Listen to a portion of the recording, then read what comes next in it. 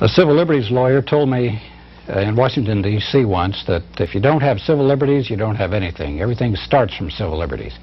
Well, we know, or at least we should know, that there have been continuous attacks on civil liberties of Americans ever since the nation started. And it's gotten worse over the years, as Senate investigations have indicated. We have an expert on this, Chip Berlet, who's an investigator and member of the National Lawyers Guild. He's also a writer who's written extensively on civil liberties in the United States and attacks on them, and also looking into the nature of the fascist and Nazi right-wing elements of our society and how they actually work into the Republican Party and even the White House. So this is going to be a very revealing and interesting program on alternative views.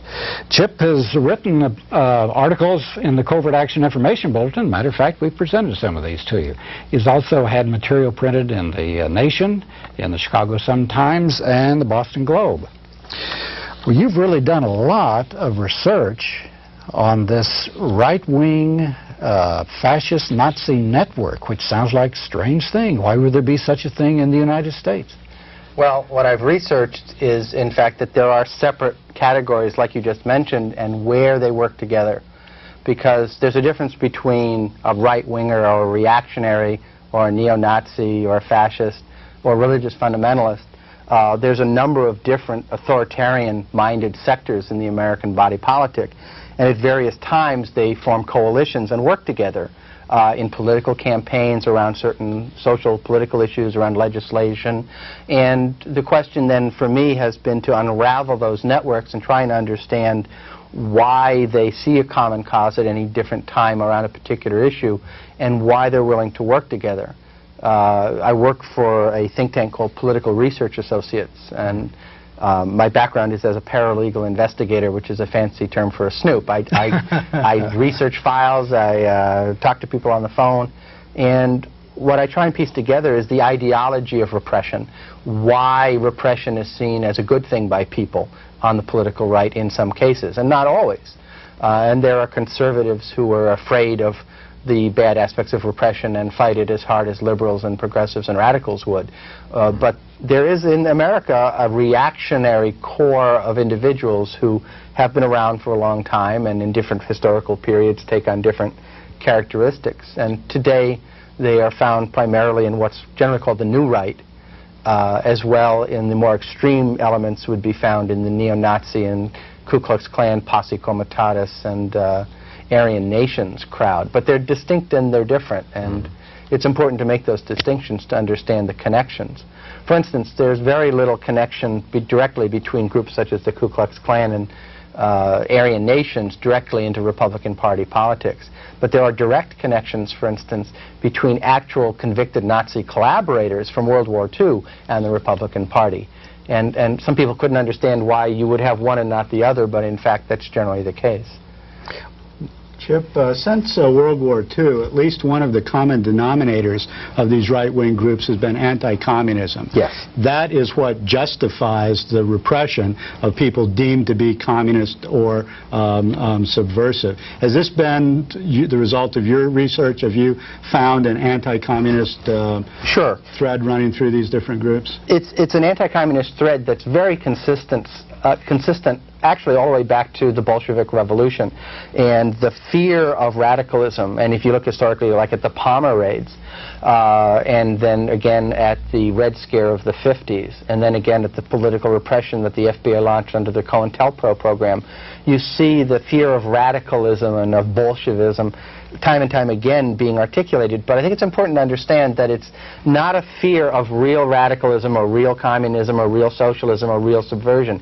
It's what Frank Donner in The Age of Surveillance calls a Manichaean construct. It's a paranoid, hyperbolic fear of what is perceived to be communist. And if you look at how the radical right in America describes communism, you come to understand that they're really not talking about communism as it exists in any social system geographically around the world, but but this hyperbolic and paranoid subversive red network, which is actually the name, of course, of one of the red baiting publications, or red channels, or, you know, the Birch Society is famous for putting out its publications about this complex network of subversion.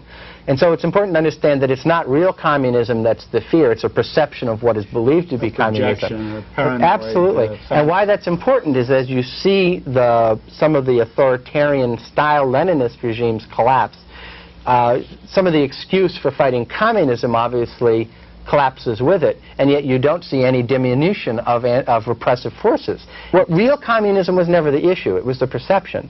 So with the decline of real communism as we know it in geographic terms, they're simply going to shift to new scapegoats. And that's, obviously we can see that happening already with the drug war and terrorism used as a rubric, but also other avenues. There's an increase, for instance, in the fear of what's called Satanism. Which is, there's always these things are based on one little shred of reality. There are satanic cults in the world. However, every time you see a dead animal on the road, it's not the victim of a satanic, you know, disembowelment. And yet there are people who put out whole studies on the spread of satanic culture through American high schools, where there is no such thing. But you can perceive the hyperbolic reality and react to it as if it were real. So you're going to see the problem of people are going to be surprised, and they shouldn't be, when real communism around the world changes its character. The repressive apparatus isn't going to miss a step. It's just going to come up with new enemies right. Because it never really was focused on real communism as an issue. But well, a lot of it's used on social control to keep down, as an excuse to keep down any change against the existing order. Let's be specific now and talk about some of the people and the organizations in the radical right. And we'll forget about the right-wing fringes, the Klan and the Aryan Nations and the the war. Yeah, White Aryan Resistance. Yeah, White Aryan Resistance. That's because they're not directly plugged in high political places or attached to the intelligence services like these other groups. They're so more important. Can you tell us about some of those? Well, I would point out that people like Tom Metzger and Pastor Bob Miles and Pastor Butler and others, they interact with a mood that's set by electoral politicians. Or Ku Klux Klan members that reach the electoral realm. And that they feed off of each other, and that's important to understand. But there's not as direct a connection as there was with elements of the radical right. One of the authors who works with us is Russ Ballant of Detroit. And he's written several studies of this network. And it sounds pretty crazed to stand up and say that you know that the Republican Party for 20 years has worked with Nazi collaborators and people who agree with that form of political viewpoint. There are whole books written about how after World War II the OSS directly recruited the Gehlen spy network of the Nazi apparatus in the East to help set up the CIA. That's not a disputed matter of history. Gehlen himself wrote about it. It's been written about in very, very mainstream texts. In fact, I did some primary research on this. I did a book on Herbert Marcuse, who was in charge of the Central Europe Bureau of the State Department, and after the war, he was seeing the resurrection of neo-Nazi groups, and he did a research report on this Gehlen thing. There was all kinds, not just the Gehlen ring, all kinds of Nazi rings were recruited for U.S. government purposes. Many were allowed passage to the U.S. or Latin America, etc. So this has been absolutely documented. And what's interesting is how that passage occurred through refugee committees in many cases, and that a lot of these people who weren't directly affiliated with the German Nazi apparatus were affiliated with Nazi-supporting Eastern European countries, political systems that were pro-Nazi at the time, partly because they wanted to have their own national status, but partly because they believed it. And it's interesting to watch now in Eastern Europe some of the people who many years ago, who are now in their 70s, who were brought over as part of this anti-communist network that was going to retake Eastern Europe, the captive nation so-called, are now involved in actually helping provide funding for so-called democratic forces in emerging democratic Eastern Europe.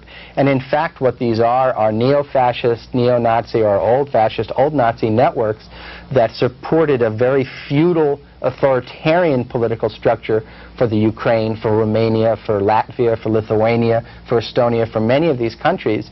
And the tragic joke is that the individuals who were involved in the Holocaust directly and in supporting Nazi ideology now are considered freedom fighters and pro-democratic advisors in these very same countries where their hands were bloodied 40 years ago. Okay, now who are some of the people and who are some of the organizations? Well, to name one person right out is my favorite convicted Nazi collaborator active in the Republican Party is Mr. Laszlo Pastor, who I've interviewed a number of times and who lies to me every time I interview him. And I say that because I've talked to him, and each time I go back after hearing his excuses to the Library of Congress primarily, and I research what he says, and they're just outright lies. Now, that's a very well-worn technique with Nazis, is the big lie. He was a Hungarian, right? He is a Hungarian national who was an active member of the Hungarian Arrow Cross, which was recently popularized in the movie Music Box. It was a pro-Nazi, anti-Semitic, fascist organization that wanted to racially purify Hungary. He claims that he was forced to join the youth group. We discovered that he was in fact appointed the director of the youth group. Each time you confront him, he falls back on a new position of lying. Finally, Professor Randolph Bram of New York went and obtained his actual Hungarian conviction record and translated it so that we could finally put to an end his denials. He was convicted of being a Nazi collaborator by a Hungarian court prior to the communists taking over, if that matters to someone. He always said that the communists jailed him and he was a freedom fighter. In fact, while Hungary was a multi-party state in the mid-40s, he was convicted by his fellow countrymen in a pluralistic and open society and did time. He was in fact released under a communist government who felt that he had served enough time that he had been sentenced for under the previous government. How did he get over here, and what is It's a little murky how he exactly got over here. He was freed in Hungary in the late 40s. Sometime in the early 50s he shows up in the United States and begins to immediately organize Republican Party ethnic Hungarian units. And then he claims quite directly, and there's no reason to doubt him, that he worked out a deal with Richard Nixon that he would be part of a permanent ethnic outreach apparatus of the Republican Party. That, in fact, happened. George Bush, when he was head of the Republican Party, reviewed Laszlo Pastor's yearly plan for that organization called the Republican Heritage Groups Council and signed off on it and made recommendations. And yet, when it was exposed that Laszlo Pastor was actively working in his campaign, he denied any knowledge of Mr. Pastor, even though he had previously approved his work plan for the year. How did it come out that he had this Nazi past? Well, actually, it came out because a group of Hungarian Republicans who were not Nazis and not fascists were appalled that he was the person that they had to go to work with the Republican Party. And you know, they said things like, well, we're conservative, but he's a Nazi. You know, they didn't want to work with him. And so they exposed him to Jack Anderson many years ago. And he has been exposed repeatedly over the years, and he just never goes away. He just keeps coming back. Well, he's just one of many they have. He's just one of many. He's a good example. Bulgarian is on the same organization with the same type of past. Yes. Romanian and whatever. There's a number of Eastern European ethnics that Pastor was responsible for bringing into the Republican Party. What's important to understand that not all nationalists from Eastern Europe supported fascist politics, and not all people from those ethnic groups support these fascist tendencies. What has happened, however, is the Republican Party has allowed these fascists and anti-Semites and racists to be their connection to these ethnic communities. Let's follow Pastor through to the end, because he played a big role in George Bush's campaign, yes, and is now playing a role in contact with Hungarian groups in Hungary that the U.S. is giving big bucks to try to quote-unquote promote democracy. And the question is, are these fascist groups? So let's go into the election first. He was a member of Bush's 1988 Ethnic Heritage Outreach Program. Coalition of American Nationalities, it was called. There's this permanent structure called the Republican Heritage Groups Council, and that exists now continuously throughout. And every 4 years, they spin off essentially a campaign arm for tax and political purposes. And Pastor was involved in that, along with a number of the other people from the Heritage Groups Council. We, along with Washington Jewish Week, exposed once again this reality.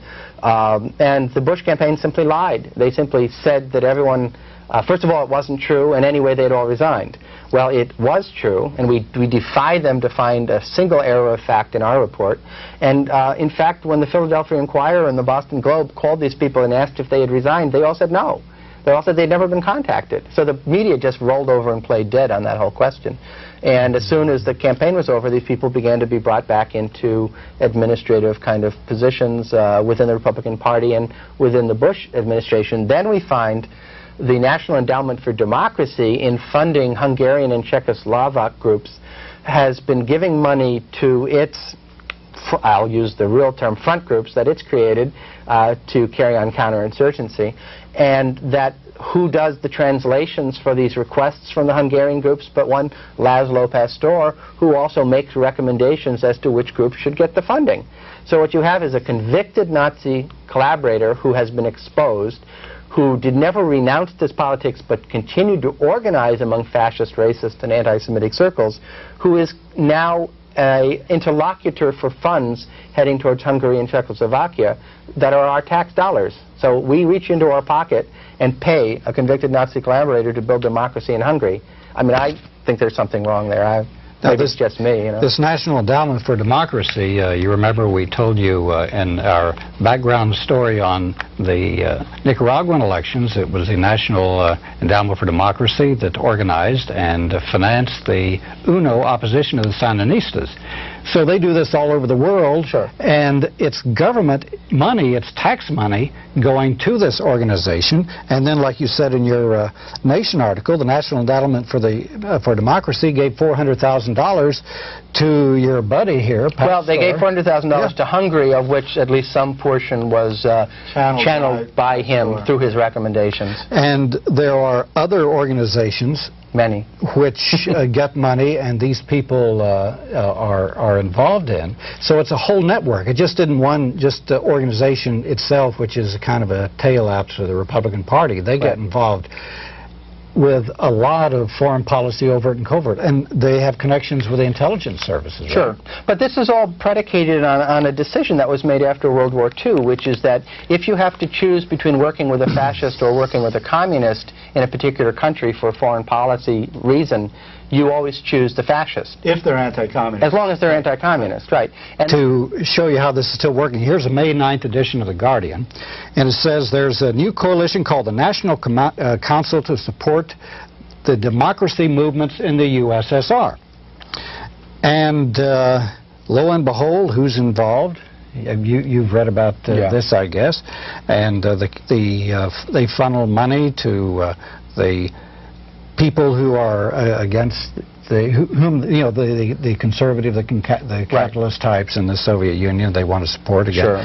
But also the material and political functions for the National Council will be, set up and worked out in a conference in Prague, hosted by Czechoslovak President Havel. Right.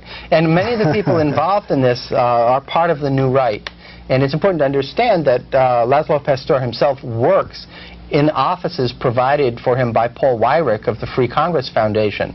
And the Free Congress Foundation itself is merely one of a triad of important groups in the political reactionary right. There's the Free Congress Foundation, which really is the Christian equivalent of Islamic fundamentalism in this country. They network ultra-right-wing Christian fundamentalists.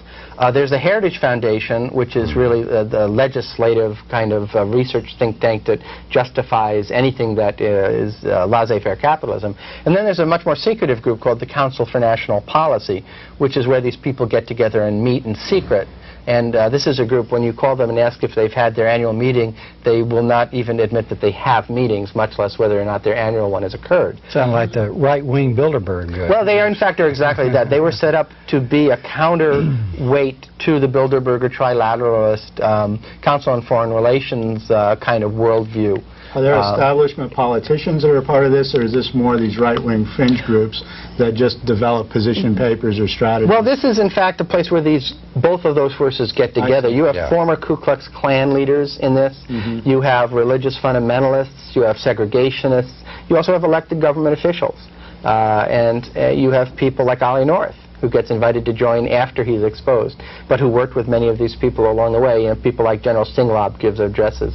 So this is sort of like a nexus of reactionary thought in the U.S. And again, I mean, I don't think that the Bilderbergers or the Trilateralists or the Council on Foreign Relations is some kind of arcane conspiracy. It's people who have money and power trying to perpetuate that. And they're doing it. And they've done a very good job. Yeah. And what you have here is the reactionary right saying, well, you know, we need to do the same thing. And these people network pretty well. We need to network each other.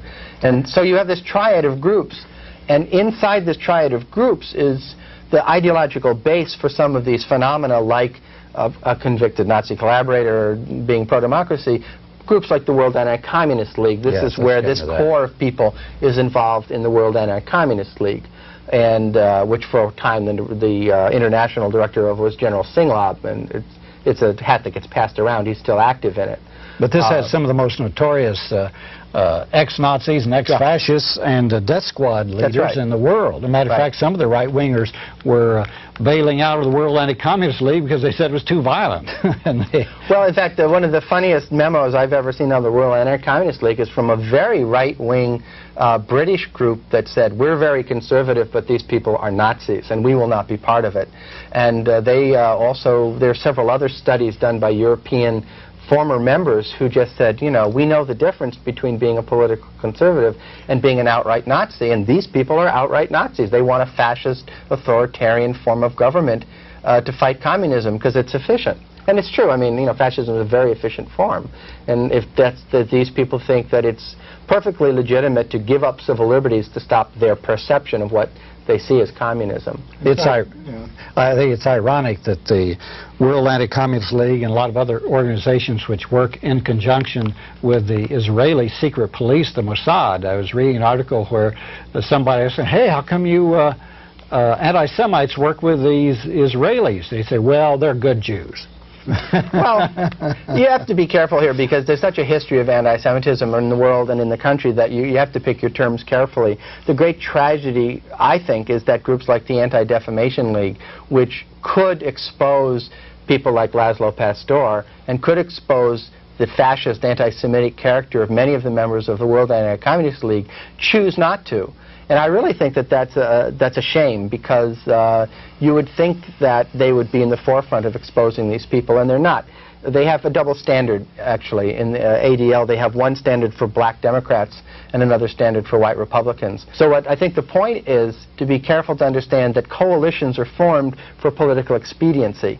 And the same people who would put Jews to death in the Holocaust will work with reactionary Jews to fight communism. And that may be, I think it's a pretty dumb coalition because, you know, as soon as they liquidate communism, I'm pretty sure they would turn around and liquidate their current allies. So it's a very short-sighted coalition. Right. Let's focus on the World Anti-Communist League and the Reagan administration. They came to some prominence in the media during this administration when Singlaub and others in this group came to support the Contras. How did this happen, and is this sort of typical of how some of these right-wing groups are able to penetrate the U.S. government and become part of foreign policy adventures? Well, I don't think it's a question of penetration as much as they're part of the political coalition these days. You have to go back to the McCarthy period to understand that there has always been a nativist core that has gotten elected to Congress and that has some role in Republican Party politics primarily. And nativism is a political movement of the 1800s, which was xenophobic. It feared foreigners, feared immigrants, thought that they had an idealized view of the American way of life. And this kind of theory today has led to the kind of phobia about perceived subversion and communism. And that's the roots of it are in the nativist movement. So these reactionary nativist circles are there.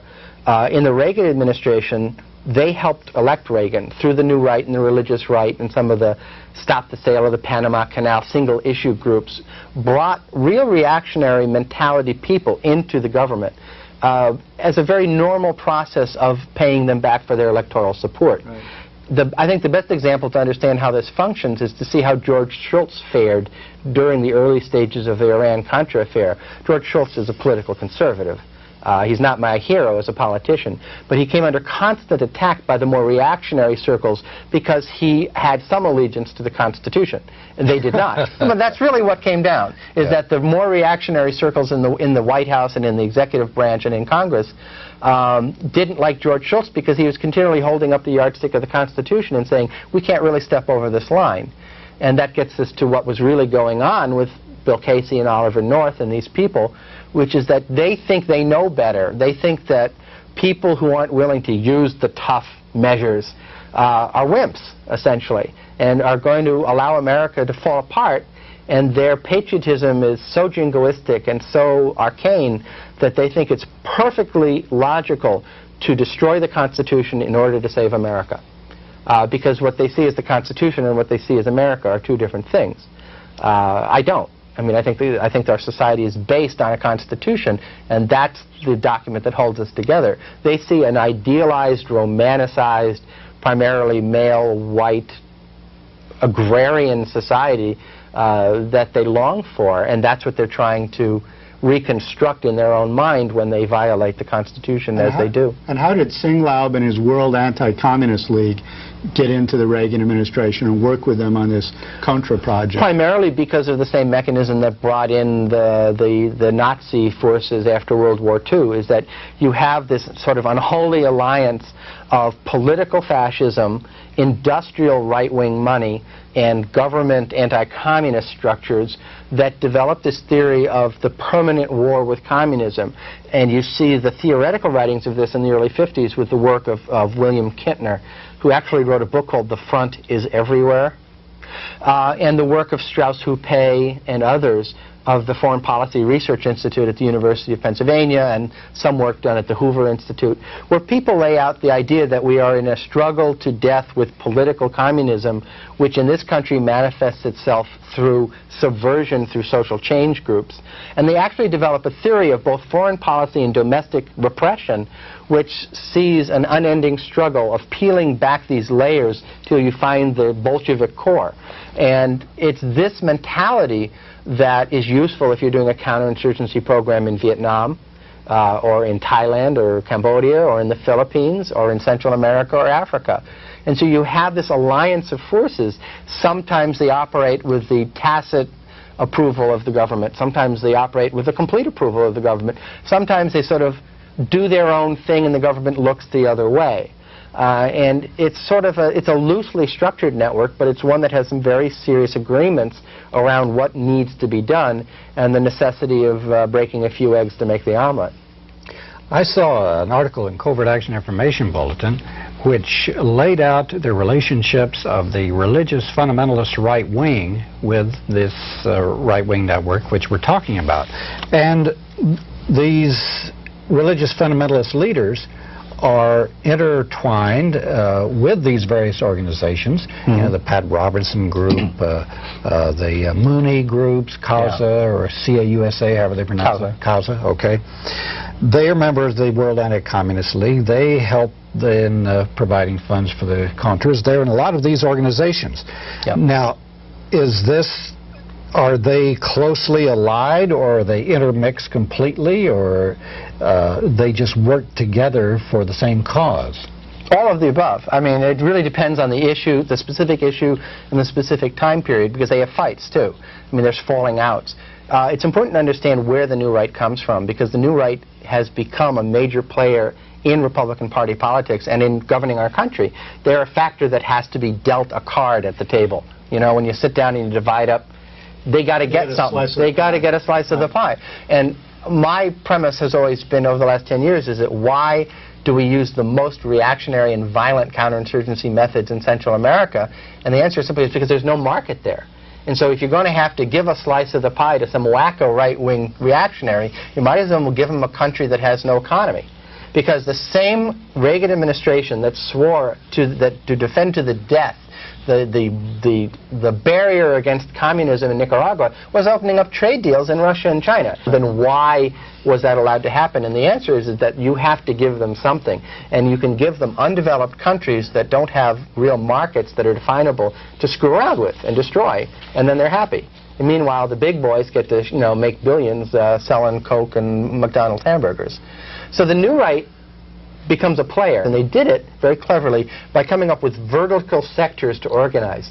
They came up with knitting together industrialists, investors and bankers, people worried about the collapse of morality and Christianity, people worried about communism, people worried about this, that, and the other thing. All these single issue sectors were put together with industrialists and investment banking community and presented a package that they could all generally agree on, even though some of it's mutually inconsistent, like trade with Russia while stopping communism in Nicaragua, which is less communist than Russia was at the time. So clearly this was a brilliant maneuver, and it lasted for quite a while. It came out, however, of a political organization that was put together by a handful of people who really came out of the segregationist forces in the United States and really defined a classic reactionary model. And there were people like Howard Phillips, Richard Viguerie, the direct mail wizard, Paul Weyrich of the Free Congress Foundation. Weyrich, who has always been the emissary of the Coors family money in Washington.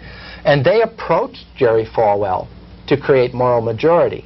And it's important to understand that this was created by a group of people with reactionary segregationist policies. As a political project and not a moral or religious project. That's right. You've always had religious fundamentalism in this country, and it very often has not been allied with political reaction. It's been conservative, but it's not by any means been traditionally reactionary or pro-fascist.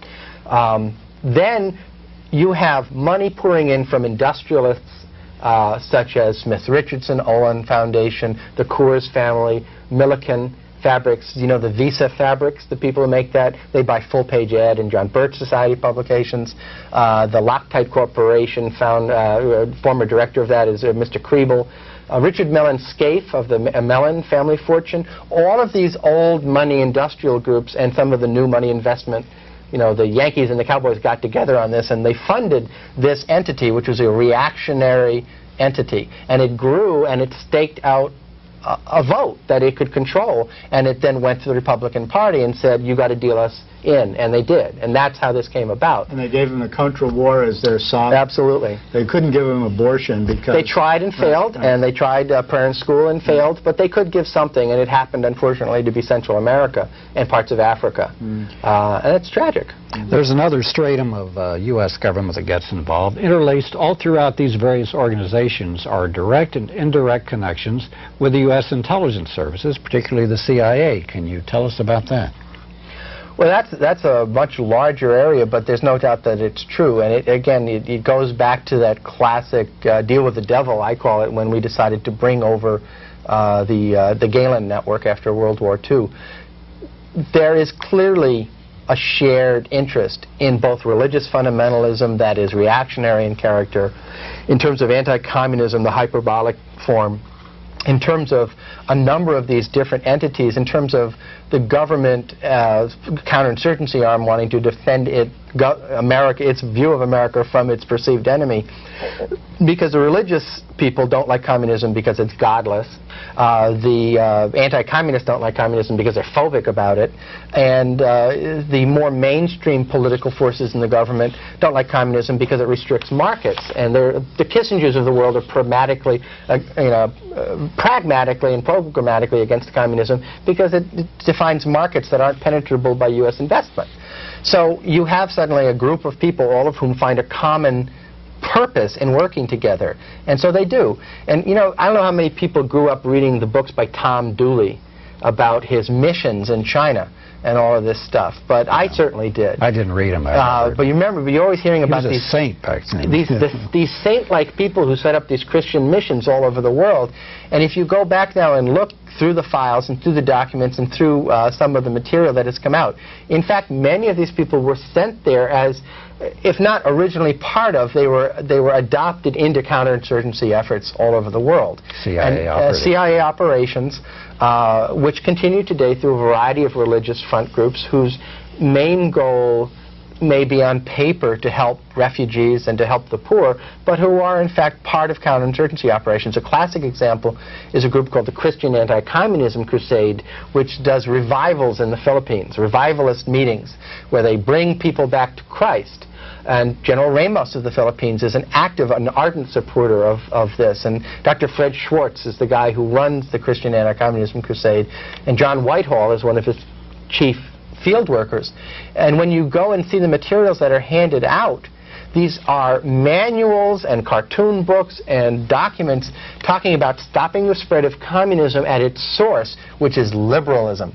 Political liberalism is defined as where the slippery slope starts down towards communism. Well, you know, that's pretty scary stuff to start talking about how you have to fight political liberalism, and secular humanism is another code word, because it inevitably leads towards barbaric terrorist communism. And that's actually the images they use in the Philippines. But it produces death squads. It produces death squads, that's right. It motivates these people and guides them to kill supposed communist subversives. Didn't this group take hold in Guatemala? Rios Montt was a fundamentalist convert to this kind of religious line, and he was ruthless in his use of death squads and pacification camps to exterminate. Sure, because you had not only political expediency and economic pragmatism, but you had the zealotry of a religious crusade. Right. And that's what's the most scary part of this kind of reactionary-minded thinking that adds on a religious element. You have to understand, people in this country cannot define fascism, and they cannot define Nazism. They have a cartoon book concept of what these are.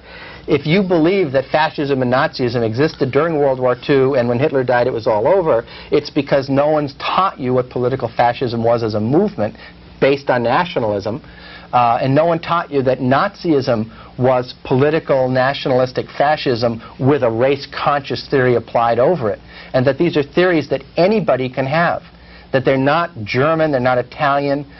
You can understand the kind of reactionary move in Israel much more clearly if you understand that it has nothing to do with who you are or where you come from, but it's how you see the world and how you think. It's an authoritarian mentality, it's an authoritarian dualistic mentality that sees enemies as absolutely evil and a threat, and sees yourself as absolutely good and with pure. A historic mission. Right, and your enemy is so violent, so vicious, so evil that you have to exterminate them. And you can use any anything you do is justified. They believe in an authoritarian structure of society in which the government has a right to intervene not only in economic relationships but in private, personal, and religious relationships, that believes in a historical destiny for the nation that it's involved in, that believes that a strong leader who exerts his will primarily deserves unquestioning support to fulfill that historic mission, that sees the role of the worker is to be a good worker and help build the society and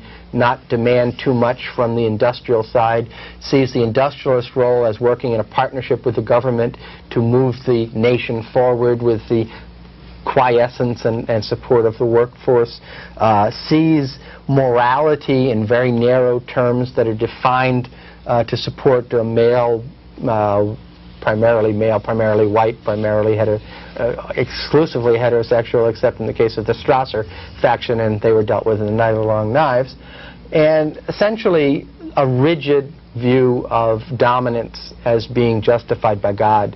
If you're powerful enough to seize power, then by God you should run the country as you see fit. That leads to violence, because if your destiny is to expand your power and influence, and any means necessary are legitimate, you're going to have to use violence in some situations. Violence externally as well as internally. Right, as well as suppressing the enemies at home who are threatening this fascist project. Because you're standing in the way of destiny, therefore any means that are required to quiet dissent are justified, and since your destiny is global, you then treat borders as merely a temporal impediment to your growth. Historically... let me just add that Nazism adds to that racial destiny. And it's important to understand that Nazism as an ism doesn't think of particularly one group as less important as much as it thinks of itself as more important. It's important to understand also that when Mussolini was asked to define fascism, he said, first and foremost, you must understand that fascism is reactionary. Reactionary, though, is another term that's loose. People don't understand what reactionary means. Reactionary politics, fascist politics, or proto-fascist politics that's reactionary, comes from a political movement against modernity, which was the political theory of our revolution and the French Revolution, expounded by Rousseau. And what were these theories? That it was good to be equal before the law, equality. Not that everyone was the same, but you stood equal before the law. There's equality. I'm going to get this wrong. There's fraternity, and what was the third? Liberty, civil liberties. Civil liberty, liberty from oppressive government, though they meant. They didn't just mean civil liberties as we know them, but the right of people to petition for change in government and not to be oppressed by an overarching government that intruded itself into your daily life. That's what they meant by liberty. And fraternity in the sense that everyone shared a spark of humanity that should be defended, which flies in the face of the idea that your enemy is evil and it should be exterminated.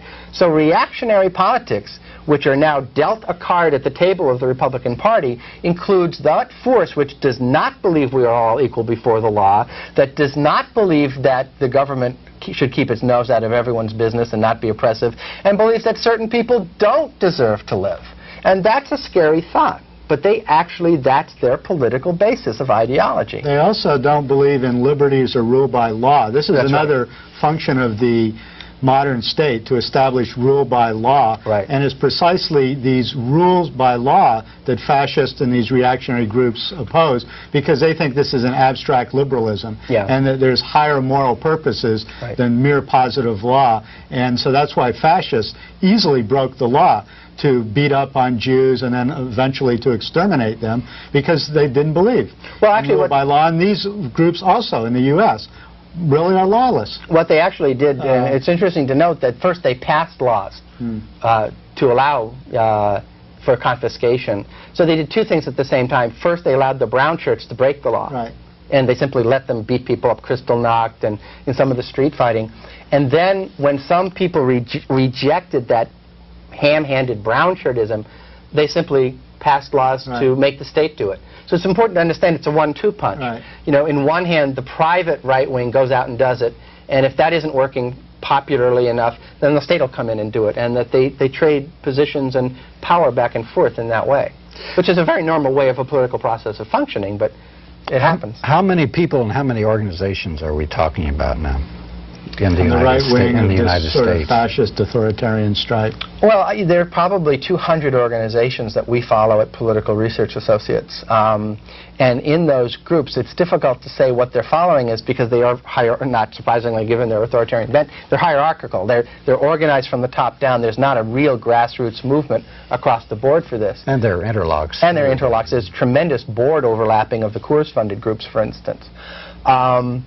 So I'd be hard-pressed to say a fixed number. I mean, there's probably fewer than 100,000 activists in this field, but they probably reach 10 to 20 million Americans on some level on a weekly basis through TV, radio, newspapers, and whether or not people buy the whole package, they are motivated politically and religiously by these forces. And how strong are they under Bush? We've noted that under Reagan they played a leading role in many projects in his administration.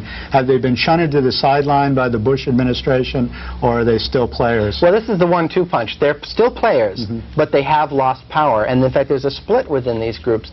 The people like Richard Viguerie and Howard Phillips called Reagan a useful idiot for even negotiating with Gorbachev, so that to a certain extent the most extreme reactionary elements have been broken away from the more mainstream of their institutionalized reality, so that you have the Heritage Foundation people being a little more closer to reality in Washington than the Viguerie-Phillips people. But they, even within that construct, they don't have the power they did under Reagan. They've lost power.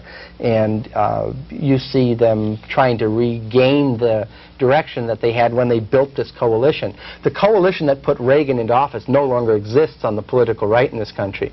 But you can't dismiss it as having power. It's just it's fractured right now, and it's looking around for some new way of mobilizing its forces.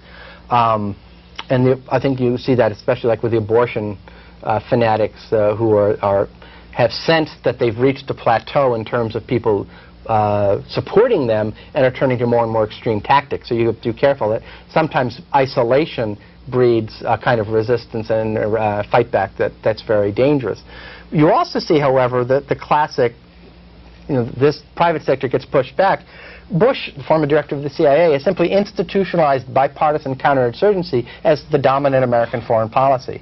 It certainly was strong under Reagan, But what Reagan couldn't do, Bush has achieved, because Reagan's jingoism was just a little too extreme. Congress really didn't tolerate some of his more adventurous policies. That Bush uses the intelligence apparatus and counterinsurgency and actually intervention, like the Panama invasion, more effectively, much more effectively than Reagan. So he doesn't need to go outside of established foreign policy intelligence circles. He knows that in Washington do these things, whereas Reagan was forced to bring in some of these real extremists from the right simply because he couldn't get Congress to go along with some of these policies on the record. But the extremists still are working in conjunction with Bush.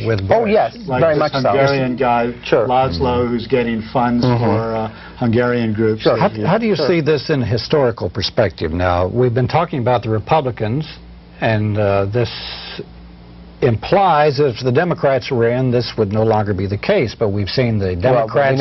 Democrats have used repression. I mean, as the Democrats carried on the Vietnam War most of the years. We've seen the FBI flourish under the Democrats.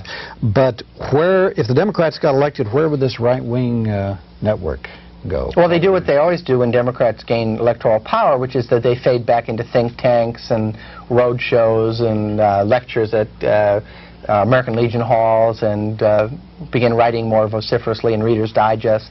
I mean, if you want to get a sense of where the nexus with mainstream America is of this reactionary reality, is go to your public library and pick out articles in Reader's Digest that talk about communism and liberalism and, you know, teenage pregnancy, and it's a very reactionary kind of worldview that's presented by them. But you also see them moving into popular organizations now. For instance, the coalition that's put together by Robert Grant of Christian Voice and the Moon Network, American Freedom Coalition, which puts out American Freedom Journal, which has offices in every state in the United States and does work in every state legislature. And you see them trying to build a grassroots movement now that will get the kind of voting power that they welded together when they first put together the New Right back in the late 70s. So I think you have to look carefully at groups like the American Freedom Coalition and the Moonies, which are kind of a theocratic fascist movement, and it really drives me wild when people who want to defend Moon's civil liberties, and I agree his civil liberties are as valuable as everyone else's, but if you defend his civil liberties, I think it's important to call him what he is. He's a fascist. He is a classic theocratic fascist, and any textbook definition will suffice if you look at what he says and what he does. And I am very upset by people who don't use these terms because they're afraid people will misunderstand them. I went up and saw George Seldes. I go up every year to see him. Man who's written 30 books on political fascism and repression and authoritarianism, and he just shakes his head because he looks at people like Lyndon LaRouche and Moon and some of these other groups and say, well, how can you not call them fascist given their economic and political views? It's just there for anyone to see. And the answer is because we don't teach that fascism and authoritarianism and political reaction are ideologies that exist anymore. There's communism and there's democracy, and that's it in the world, right? How do you put this, these organizations and groups, people we've been talking about, in historical perspective in the U.S.? Well, the seeds for this kind of, again, nativist, reactionary, the politics of fear, it's sometimes called. It reacts against what's happening with fear and seeks to find scapegoats. The seeds are always there. There always are going to be a handful of people around. Professor Richard Hofstadter did a classic study called The Paranoid Style in American Politics. And what he says is that these people are always there as background noise. And in different periods of America, you've had them gain a mass following. And what he says it's important to look at is why, at any given period, do these people gain a mass following? And sometimes it's economic conditions are bad and people are worried. Sometimes their social conditions are bad or there's upheaval in the social construct. Sometimes it has to do with political battles. And I think what we've seen most recently is with the rise of the New Right, it was a reaction against the 60s. There was a tremendous flowering, you'll pardon the term, of political viewpoints and progressive thinking and challenges to the norm in terms of sexuality and in terms of politics and foreign policy. And it galvanized a core group of people who were afraid that America was collapsing. And they first tried, as early as 1964, to throw their weight behind Goldwater. And that really didn't succeed for a couple of reasons, one of which Goldwater was never as extreme as they were. You know, he really was more a conservative than a reactionary, and so he never really was comfortable with them, and they were never comfortable with him. After the Goldwater campaign is when you have Viguerie decide he's going to regrow the American reactionary movement without its ties to the old segregationist Birch past. And he succeeds. And I think a lot of the people who followed the New Right felt that they didn't know where their place was in the world, where America's place was. America was losing its status as a world power. They were losing their status as the middle class. Their children, they suddenly felt maybe their children wouldn't do as well as they did. Where they did is better. Their parents' life was to make their life better for them, and they couldn't do that for their own children. And you know, that hurts. That really hurts a parent. I'm a parent, and I'm going, you know, I don't think that my son is going to have as good an economic life as I do. And I certainly don't have as good an economic life as my dad raised me under. So people who are scared like that turn toward easy answers. And that's kind of scapegoating that goes on. And you see that in the rise of homophobia especially. And you see that in the rise of anti-Semitism and racism, that people who don't know where their place is in the world want to find an easy scapegoat. And that's, I think, what we have seen is the politics of scapegoating. And whether on foreign policy you're scapegoating your perception of communism as an evil, or terrorism, or now drugs, you know, this whole question of drugs being aimed at the black community when 80% of all drug abuse is in the white community, there's something very sinister going on there. The statistics show very clearly that drug abuse is a widespread problem throughout a society. So it's scapegoating again, and it serves a very authoritarian function. Well, it looks like it might get worse because the economic system is unraveling. Our society seems to be unraveling. Compared to, like you say, compared to previous generations. So is there a danger of this becoming much worse? Sure. There's always a danger it could get much worse. There's also a possibility that, you know, you see the college kids on campuses today, a lot of them are getting active on a lot of levels. You also see the splitting up of some previous givens. For instance, even among the reactionary right, you have more and more people concerned about environmentalism. And that's good. That's very positive. And I think that you're going to see environmentalism crossing a lot of these sectors and breaking down a coalition that has existed in the past, and that will help. You also see more and more people coming to grips with women in society. It's not perfect, but it's better, and people feel better about it. They're less awkward, and there's a tension there that's hasn't gone away, but it seems to be resolving. I mean, society seems to now be ready to accept that women deserve equal status. They haven't gotten around to providing it yet. I would say it's the not main as thing is the collapse of the Soviet Empire no longer provides the sort of real justification for anti-communism. In other words, the Soviet Union was expansionist for many years. It did pose a threat to U.S. interests in different parts of the world. Geographically, sure. Yeah. And this is no longer the case. Right. So there's not any rational facade for anti-communism of the sort that's been the dominant religion in this country. And this, I think, is going to hurt those right-wing groups. I agree. I was going to say that in terms of foreign policy, that clearly is the major thing, historic, epochal kind of transition. Well, they'll take us something, like you said. Well, I was going to say, they'll take us something. Drugs and terrorism. Drug and terrorism will do. Gays, they've already begun to target. I think you have to understand also that with the attacks especially, there's a rise in anti-Semitism, but the rise of racism is very troubling because we have yet to set an agenda where we deal with that on a national level, and you really have to understand that that's the most unfinished agenda of all of these issues.